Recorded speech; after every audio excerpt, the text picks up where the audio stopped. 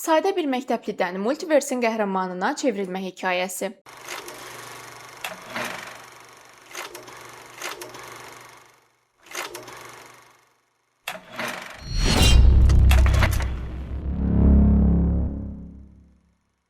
Peter Parker əvvəlcə sadəcə Queensdə yaşayan adi bir yeniyetmə idi, ta ki onu genetik olaraq dəyişdirilmiş hörümçək dişləyənə qədər.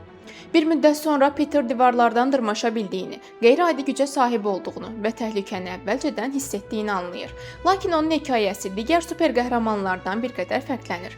Peter hələ də orta məktəbə gedir, imtahanlara hazırlaşır, dostları ilə vaxt keçirir və eyni zamanda New Yorku cinayətkarlardan qorumağa çalışır.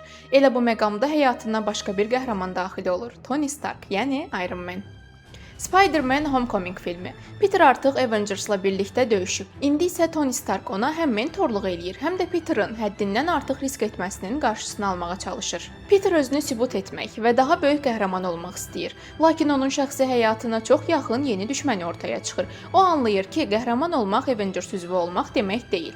Bəzən ən vacib şey heç kimin görmədiyi yerdə doğru olan etməkdir. Spider-Man Far From Home filmi.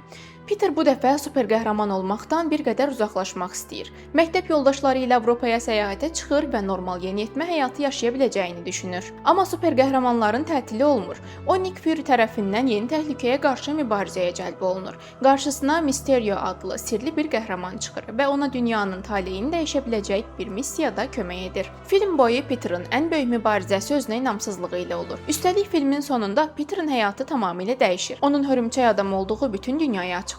Spider-Man No Way Home filmi. Peter bu filmdə artıq ən böyük problemini yaşayır. Hər kəs onun kim olduğunu bilir. O Doktor Strange-dən kömək istəyir və insanların onun kim olduğunu unutmasına təmin edəcək sehirdən istifadə etməsini xahiş eləyir. Lakin sehir planlaşdırıldığı kimi getmir və multiversin qapıları açılır. Beləliklə başqa kainatlardan gələn iki hörümçək adam da hekayəyə qoşulur. Kadr arxası maraqlı faktlar da var. Tom Holland Spider-Man filmlərinə baxaraq böyüdüyünü dəfələrlə deyib. Marvel-a verdiyi müsahibədə Holland özündən əvvəlki filmlərin onun öz Spider-Man obrazına təsir etdiyini və bu rolu uşaqlıq arzusunun reallaşması kimi gördüyünü deyib. Tom Hollandın spoiler problemi də əfsanəyə çevrilib. Marvel hətta No Way Home ərəfəsində onun spoiler verməsi ilə bağlı zarafatlar da edib. Filmin adı belə əvvəlcə Holland, Zendaya və Jacob Batalon tərəfindən saxta adlarla təqdim olunub. Üç hörümçək adamın ilk görüşü də aktyorlar üçün sürreal olub. Hollandın sözlərinə görə Tobey Maguire və Andrew Garfield birlikdə ilk gün hamısı Spider-Man kostyumlarını geyinərək bir-birinə paltarları necə geyinilib çıxarıldığını izah ediblər.